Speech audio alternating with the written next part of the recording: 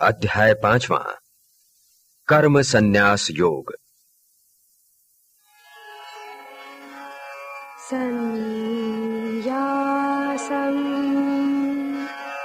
कर्मणां कृष्ण पुनर्योगं च शंससि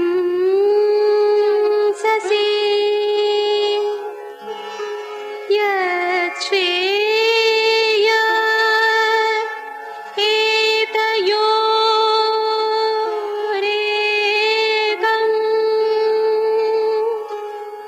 तन्मे ब्रूहि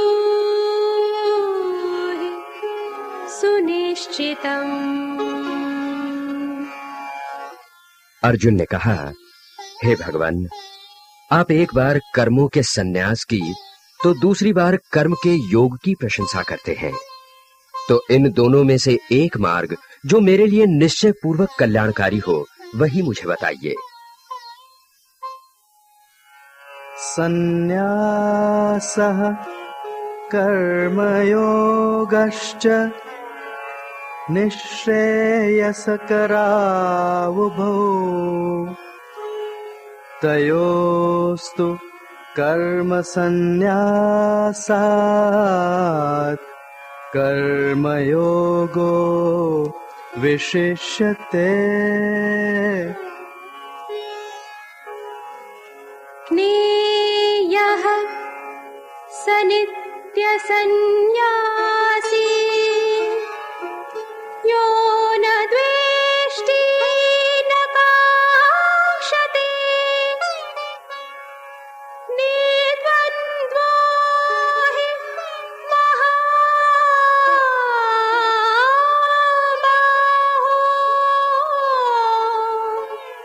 सुखं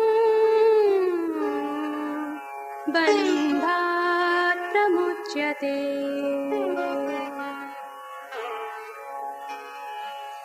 सांख्ययोगौ पृथक् बालाः प्रवदन्ति न पंडिताः एकमप्यास्थितः सम्यक् उभयोर्विन्दते फलम्। यत्साङ्ख्यैः प्राप्यते स्थानम् तद्योगैरपि गम्यते।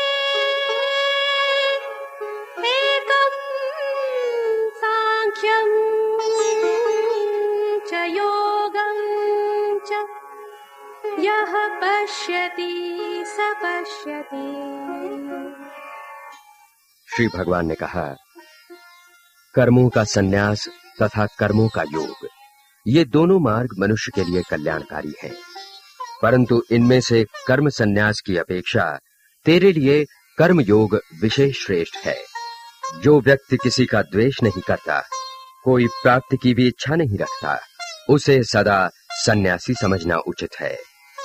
जो द्वंद्वों से परे रहता है वही सुखपूर्वक कर्म बंधन से छूट जाता है। अज्ञान मनुष्य सन्यास योग तथा कर्म योग को अलग अलग समझते हैं, किंतु ज्ञानी जन ऐसा नहीं मानते, क्योंकि इनमें से किसी एक का भी अच्छी तरह से अनुष्ठान करने से मनुष्य को दोनों के फल प्राप्त होते हैं। जिस स्थान पर सन्यास योगी पहुंचते हैं वही स्थान कर्म योगियों को भी प्राप्त होता है। इसलिए जो सांख्य तथा योग को एक ही समझता है वही यथार्थ देखता है।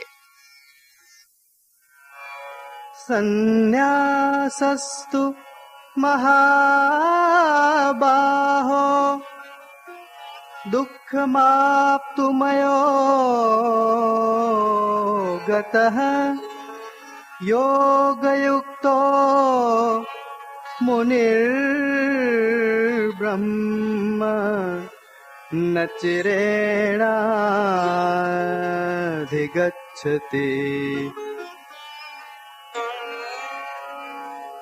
योगयुक्तो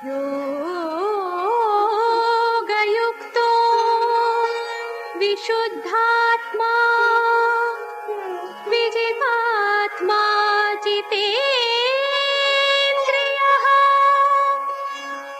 सर्वभूतात्मभूतात्मा कुर्वन्नपि न लिप्यते। हे महाबाहु, सन्यास को बिना योग के प्राप्त करना कठिन है। जो मुनि कर्म मार्ग में निष्ठा पूर्वक लगा है, वो शीघ्र ही ब्रह्म को प्राप्त कर लेता है। जो कर्म मार्ग का आचरण करता है, जिसका हृदय शुद्ध है, जिसने स्वयं को जीता है और सर्व इंद्रियों को नियंत्रित किया है, तथा जिसकी आत्मा सर्व प्राणियों की ही आत्मा बनी है, वो कर्म करते हुए भी कभी कर्म से लिपटता नहीं।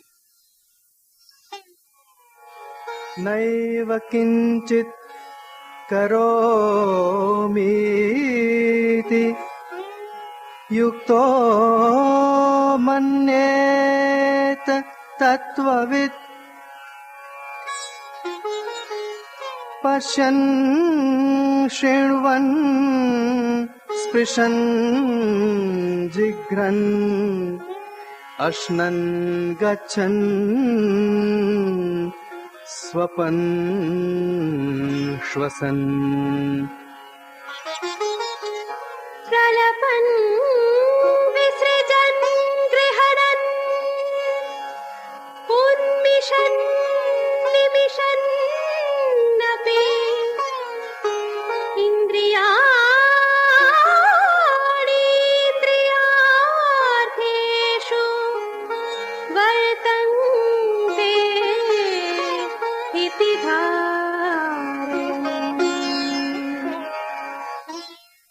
जो मनुष्य योग युक्त है तथा तत्व को जानता है, वो देखते हुए, सुनते हुए, छूते हुए, सूंघते हुए, चखते हुए, चलते हुए, सोते हुए और सांस लेते हुए यही समझता है कि मैं कुछ नहीं कर रहा। बोलते हुए, विसर्जन करते हुए, पकड़ते हुए, आंखें खोलते व बंद करते हुए भी वो यही समझता है कि केवल सब इंद्रियां इंद्रियों के विषय में लगी हुई हैं। ब्रह्मण्याधाय कर्माणि संगम् त्यक्त्वा करोति यः लिप्यते न स पापेन पद्मपत्रमिवाम्भसा। कायेन मनसा बुद्ध्या केवलैरिन्द्रियैरपि योगिनः कर्म कुर्वन्ति संगं त्यक्त्वा आत्मशुद्धये। युक्तः कर्मफलम् त्यक्त्वा शान्तिमाप्नोति नैष्ठिकीम्।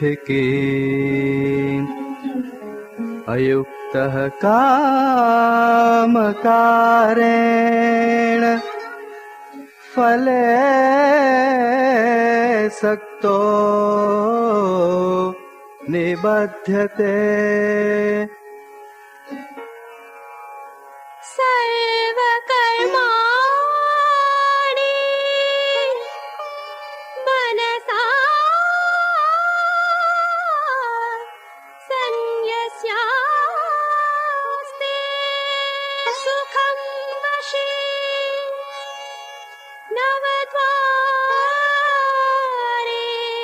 पुरे देहि।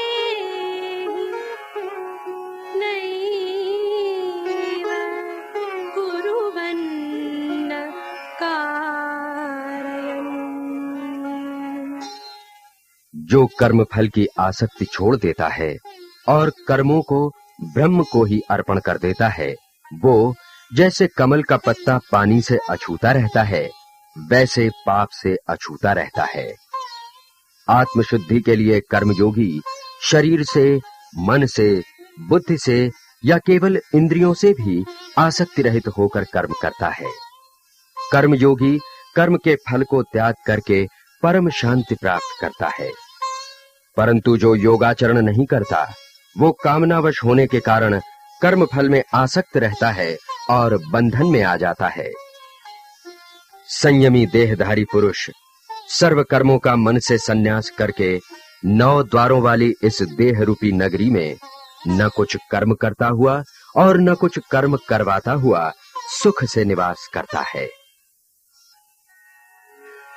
न कर्तृत्वं न कर्माणि लोकस्य सृजति प्रभुः न कर्मफल संयोगम्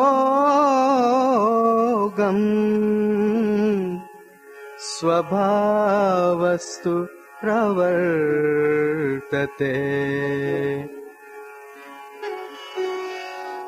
नादत्ते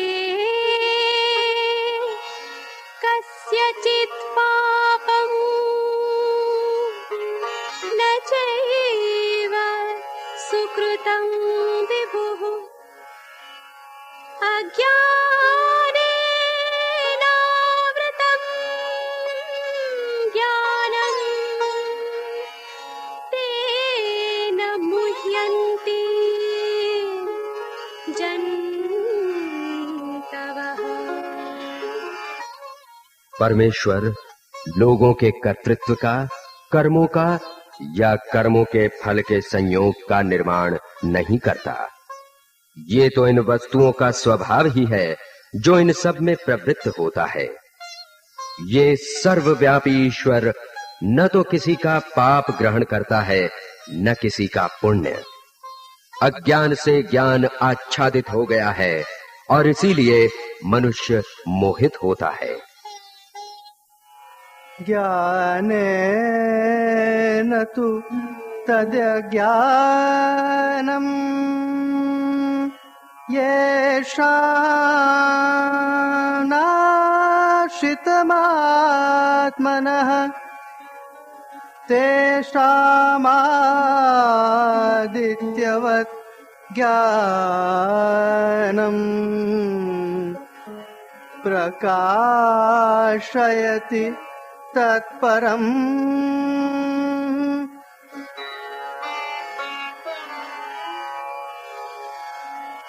तद्बुद्धयस्तदात्मानः तन्निष्ठाः तत्परायणाः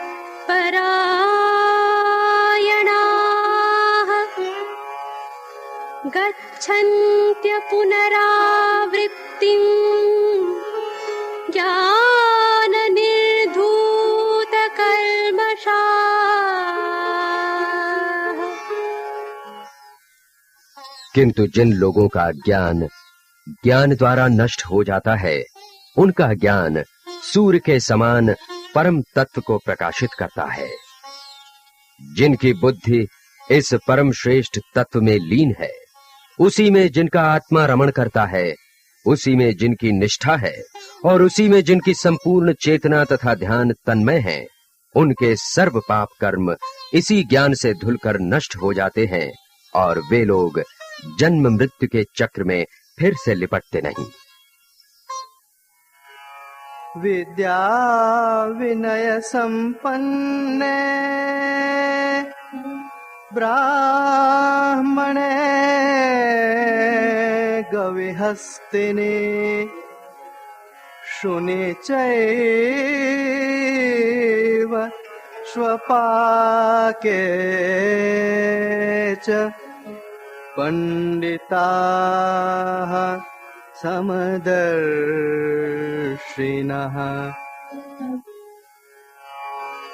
इहैव तैः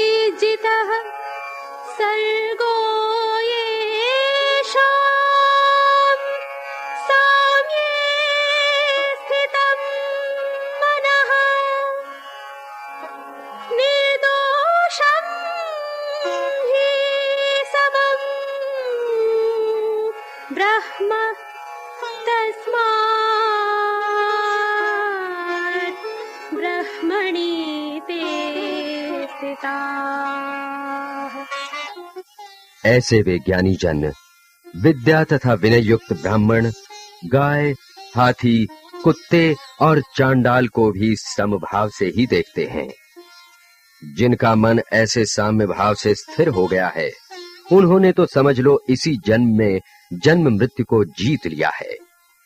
वे ब्रह्म के समान निर्दोष हैं और वे इसी ब्रह्म में स्थित हैं। न प्ररिष्येत् प्रियं प्राप्य नो द्विजेत् प्राप्य चाप्रियम् स्थिरबुद्धिरसम्मूढो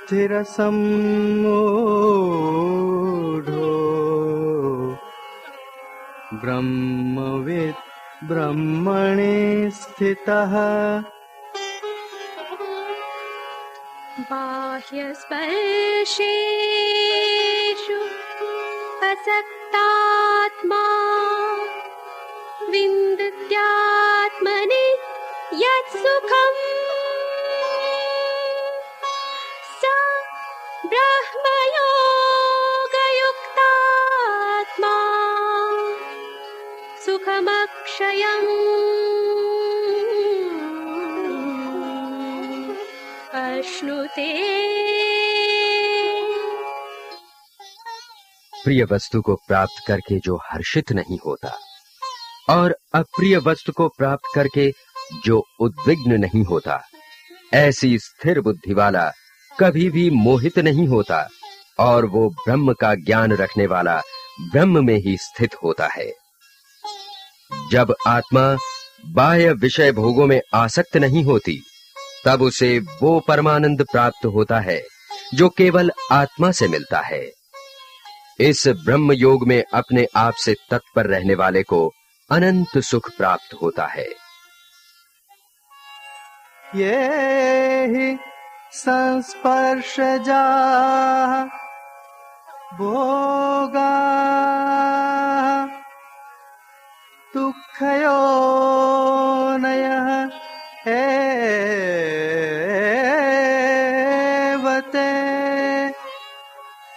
आद्यन्तवन्तः कौन्तेय न तेषु रमते बुधः।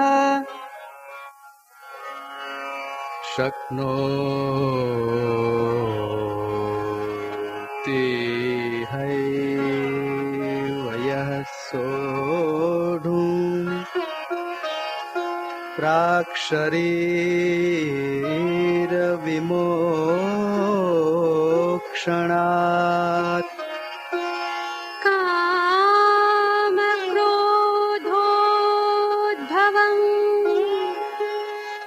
वेगं सयुक्तः स सुखी नरः। हे कौन्तेय, जो ये इंद्रिय तथा विषयों के संयोग से उत्पन्न होने वाले भोग हैं, वे सब सुख देने वाले प्रतीत होते हुए भी निस्संदेह दुख के ही कारण बनते हैं। साथ ही उनका आरंभ भी है और अंत भी।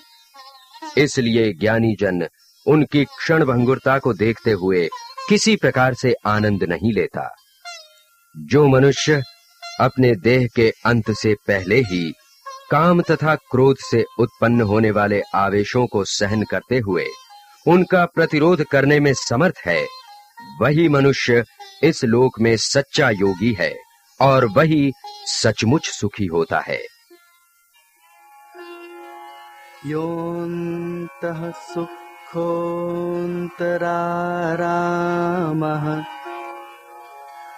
तथान्तर्ज्योतिरेव यः स योगी ब्रह्मनिर्वाणम्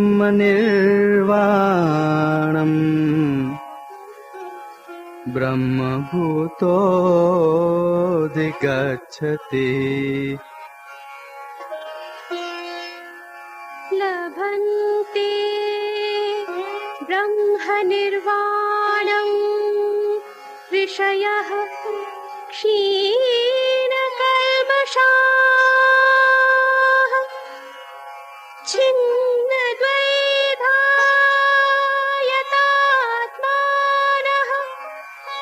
सर्वभूतहिते रताः कामक्रोधवियुक्तानां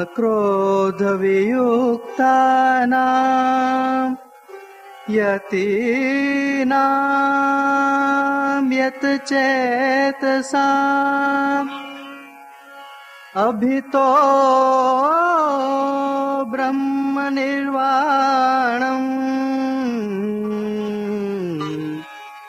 वर्तते विदितात्मनाम्।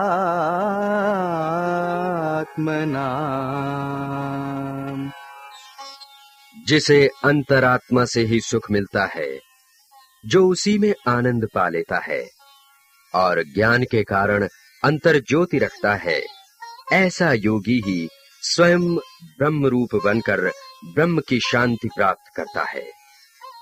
जिनके सर्व पाप नष्ट हो गए हैं, जिनके सर्व संशय छिन्न हो गए हैं, जिन्होंने अपना आत्म संयम कायम किया है और जो प्राणी मात्र के लिए हित कार्य में लगे हुए हैं, वे ब्रह्मवेत्ता पुरुष ही शांत परम ब्रह्म को प्राप्त होते हैं। जिन्होंने काम तथा क्रोध के ऊपर विजय प्राप्त की है, जिन्होंने आत्म संयम किया है और परम ब्रह्म का साक्षात्कार करके अपने को पहचान लिया है, ऐसे ज्ञानी तथा संयमी पुरुषों के लिए चारों ओर ब्रह्म की शांति सदा फैली है।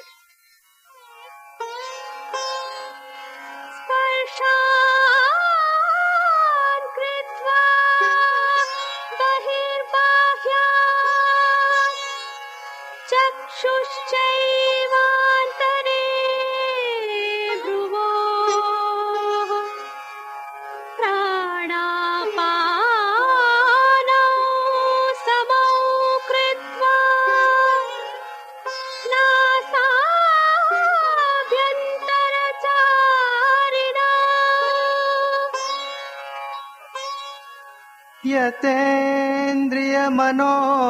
यतेन्द्रियमनोबुद्धिः मुनिर्मोक्षपरायणः विगतेच्छा भयक्रोधः यः सदा मुक्तः एव सः। हे अर्जुन, जो मनुष्य बाह्य विषय भोगों का त्याग करते हुए दृष्टि को भ्रुकुटी के मध्य में स्थिर बनाते हुए प्राण तथा अपान को नासिका के अंदर संचारित करते हुए उन्हें समान बनाता है, इंद्रियों, मन तथा बुद्धि को नियंत्रित करते हुए हर प्रकार की इच्छा, भय तथा क्रोध से विमुक्त होकर मोक्ष परायण बनता है, वो सदा ही मुक्त है।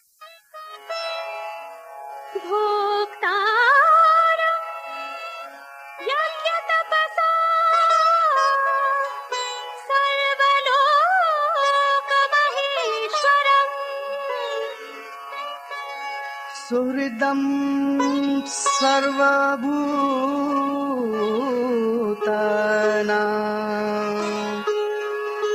ज्ञात्वा मां शान्तिमृच्छति। तथा हे अर्जुन, यज्ञ तथा तप के भोक्ता, प्राणी मात्र के लिए हित कार्य करने वाला, सर्वलोकों के महान ईश्वर को इस प्रकार जानकर मनुष्य शांति प्राप्त करता है।